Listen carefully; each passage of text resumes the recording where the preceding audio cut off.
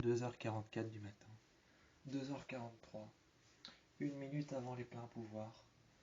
Les gens cédèrent à la panique, s'acharnèrent les uns contre les autres. Les immeubles prenaient feu.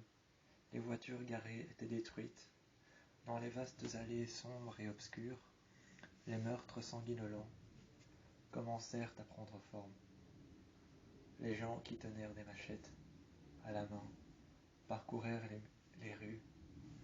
Ils parcourèrent les rues, tenant une machette à la main, tenant en otage une personne qui essayait de fuir cette même personne qui en main avait un couteau et un fusil chargé qui était accroché à sa ceinture. Parcourant les rues, la colère, la déchéance, la colère des gens, des personnes qui habitaient ce monde, les personnes qui habitaient ce monde bien avant d'avoir les pleins pouvoirs, la colère, la déchéance, la destruction, l'horreur de ce monde qui autour d'eux était en train de se déchirer, de se détruire, de se dilapider.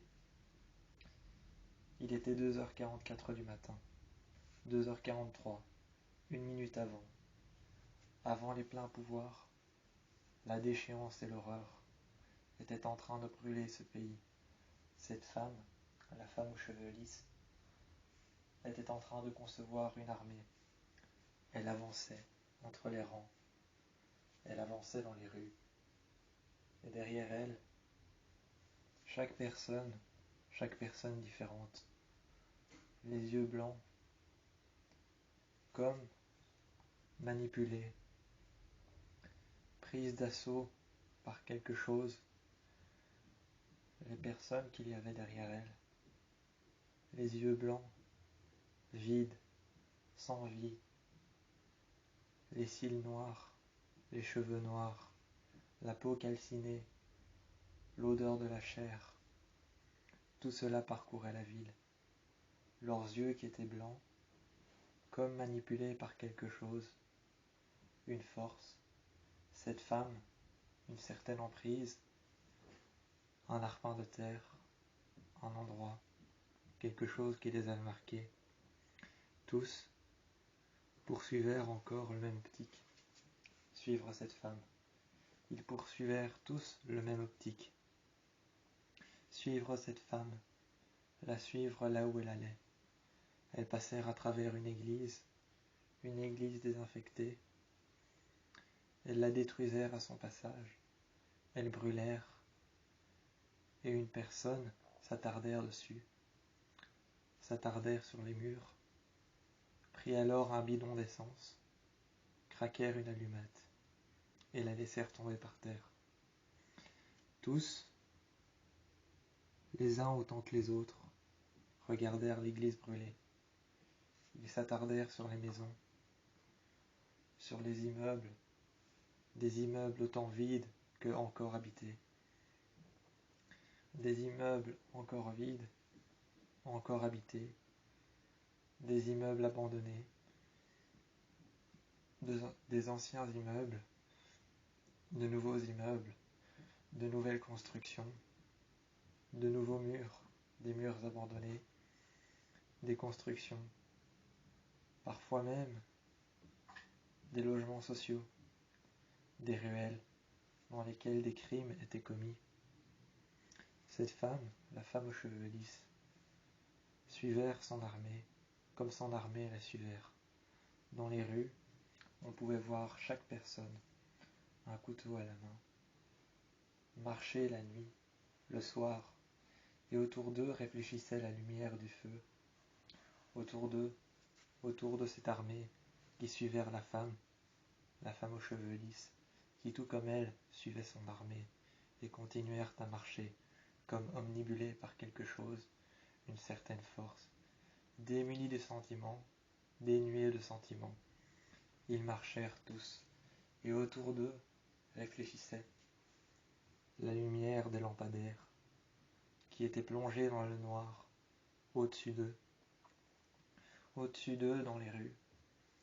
On entendit tous, les uns après les autres, les bruits de leurs pas, marcher synchroniquement dans les rues, les lampadaires, tout en haut, éclairés d'une lumière vive et blanche, le feu qui réfléchissait avec la lumière de la lune, qui éclairait les rues sombres et obscures, à travers lesquelles la femme aux cheveux lisses suivait son armée, tout comme son armée la suivit, à travers les rues.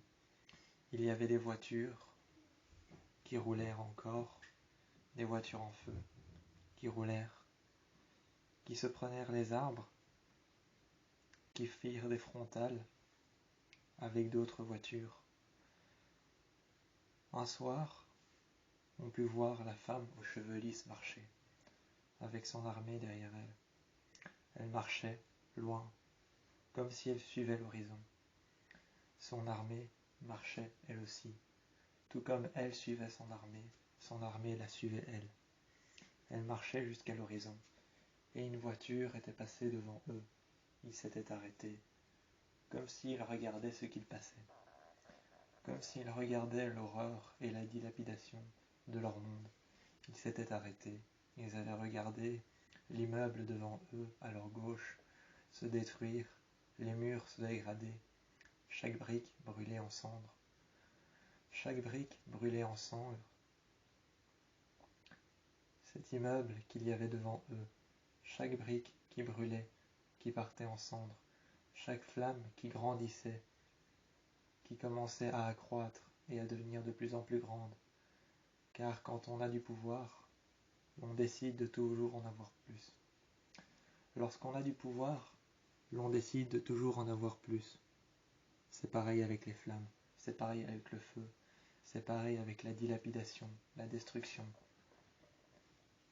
Tout ce qui se détruit, tout ce qui a du pouvoir, tout ce qui a le pouvoir d'être détruit, se détruit, commence à être de plus en plus fort. Lorsqu'on est de plus en plus fort, on commence à vouloir détruire. Ce qui se détruit n'est plus que cendre et poussière derrière nous, flamme et feu, lumière et destruction. Et le pouvoir fait en sorte que la personne qui détruit est en train d'accroître et de détruire tout ce qu'elle voit, autant que ce qu'elle entend, les personnes qu'elle a connues. Derrière elle, la femme regardait cet immeuble, avec la puissance des flammes qui étaient en train d'accroître. L'immeuble lui-même était en flammes de l'intérieur autant que de l'extérieur. On avait l'impression que les étages qu'il y avait avant s'étaient détruits, s'étaient dilapidés, avaient disparu, que l'intérieur était vide, que comme s'il paraissait autant vide qu'il l'était avant, cet immeuble, on avait l'impression que de l'extérieur autant que de l'intérieur, les flammes qui jaillissaient à l'intérieur, qui étaient en train d'accroître et de grandir. Ces flammes gigantesques qui étaient en train d'accroître et de grandir, de prendre en puissance. À l'intérieur, on avait l'impression qu'elles prenaient en puissance de plus en plus, qu'elles brûlaient et que les braises ardentes s'attardaient sur les briques qui ne devenaient plus que cendres. Les briques qui ne devenaient plus que cendres, qui s'attardaient à devenir noires, calcinées, à sentir la chair fraîche des humains à l'intérieur qui étaient coincés derrière les portes, frappant encore et encore sans s'arrêter contre les portes. On pouvait sentir à l'extérieur la chair fraîche des humains qui étaient en train de brûler. À l'extérieur, on avait l'impression que le bâtiment était vide. Les murs se détruisaient, on entendait les briques craquer, on entendait les murs craqueler, on entendait et on voyait les murs se dilapider, les briques calciner et le feu qui détruisait tout. Le bois, les vitres qui étaient en train de se casser, qui se détruisaient, les fenêtres qui brûlaient, les flammes qui en sortaient, et devant eux, une voiture passèrent, sans conducteur, la personne qui en était le conducteur, la voiture qui passait devant eux, qui passait devant la femme aux cheveux lisses, qui passait devant toute son armée, était sans conducteur. Elles passèrent devant eux, elle était en flammes à l'arrière, à l'avant elle était encore intacte. Elles passèrent, elles roulèrent sans conducteur sur les routes. Afin d'atteindre sa limite,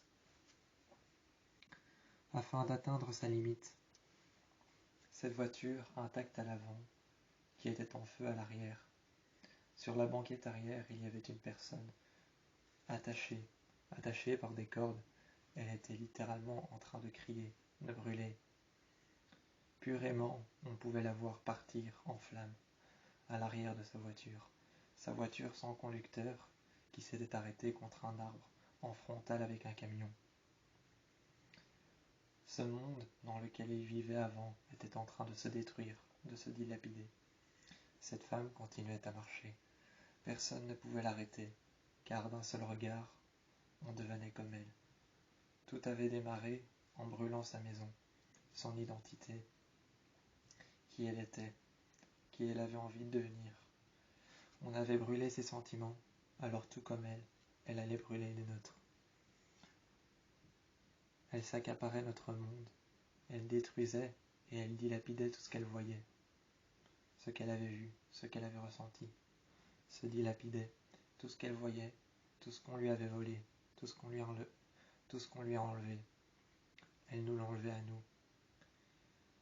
Ce n'était pas une vengeance, c'était une punition qu'elle avait préparée depuis bien longtemps. Elle s'était préparée à ne plus avoir de sentiments, à être démunie de sentiments, à être imbue d'elle-même, à ne plus rien ressentir. Elle s'en était préparée, c'était une punition pour nous, pour avoir détruit qui elle était, pour avoir détruit qui elle était, ce qu'elle ressentait, ce qu'elle avait connu. C'était une punition. Elle voulait détruire l'humanité. Sa vengeance, sa rancœur et sa haine étaient tellement fortes qu'elle ne pouvait concevoir de la renfermer à l'intérieur d'elle-même. Il fallait qu'elle la sorte, qu'elle la montre, qu'elle la présente au beau jour et qu'elle se mette à détruire, à s'accaparer le monde. Sa vengeance, sa haine et son désarroi étaient tellement forts que autour d'elle, il fallait qu'elle montre cette vengeance et cette rancœur, cette haine qu'elle avait pour le monde qui lui avait arraché sans raison ses sentiments. Il fallait qu'elle leur fasse subir le même sort, sans aucun sentiment, sans aucun ressenti.